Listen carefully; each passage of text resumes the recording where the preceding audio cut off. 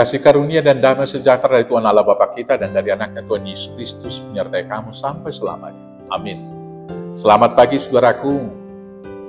Dengarkanlah firman Tuhan pagi ini yang menuntun kita melakukan pekerjaan yang baik, yaitu dari Mazmur 112 ayat 5, demikian firman Tuhan. Mujur orang yang menaruh belas kasihan dan yang memberi pinjaman, yang melakukan urusannya dengan sewajarnya. Demikianlah firman Tuhan. Bapak Ibu Saudaraku yang terkasih, kemujuran atau keberuntungan dan kebahagiaan adalah dambaan setiap orang. Kemujuran dan keberuntungan serta kebahagiaan itu diharapkan akan diperoleh dengan memperoleh banyak harta. Dan intinya di sana adalah mendapat, menerima. Itulah kebahagiaan menurut konsep dunia. Dengan demikianlah orang-orang berusaha mencari sebanyak-banyaknya, bekerja keras mengumpulkan sebanyak-banyaknya, dan kemudian memiliki sebanyak-banyaknya. Dan demikian orang merasa beruntung, dihitung daripada kekayaan dan materi yang dimilikinya. Tetapi konsep Alkitab memberikan pemahaman yang berbeda bagi kita. Di ayat 1 firman Tuhan ini mengatakan, berbahagialah orang yang takut akan Tuhan, yang sangat suka kepada segala perintahnya. Kebahagiaan itu adalah di dalam Tuhan, bukan kebahagiaan ditentukan oleh banyaknya harta. Bila kebahagiaan ditentukan oleh banyaknya harta dan banyaknya yang diterima dan yang diperoleh, maka kemudian orang yang demikian akan berpikir senantiasa hanya mau menerima.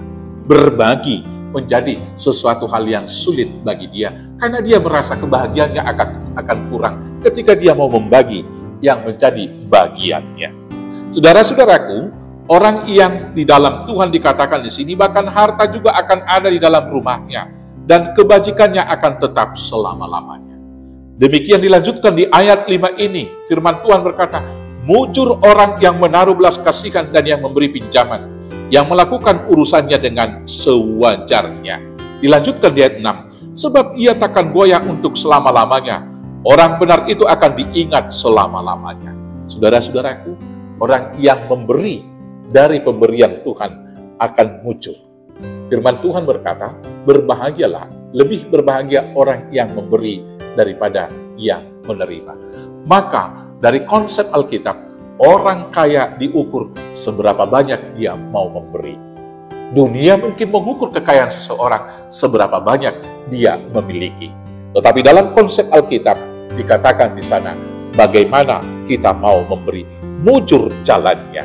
Kenapa mujur orang yang berbelas kasihan? Dikatakan di ayat 6, ia takkan goyah selama-lamanya. Dan yang berikut, orang benar itu akan diingat selama-lamanya. Ia tidak takut kepada kabar celaka. Hatinya tetap penuh kepercayaan kepada Tuhan.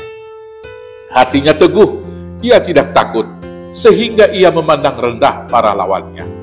Ia membagi-bagikan, ia memberikan kepada orang miskin kebajikannya, tetap untuk selama-lamanya, tanduknya meninggi dalam kemuliaan.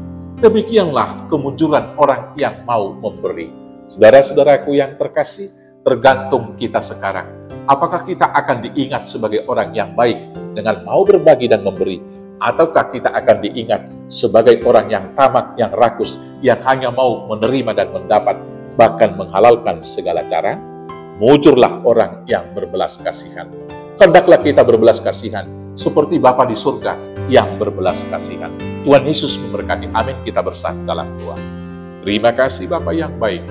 Tuhan melimpahi kami dengan banyak belas kasih.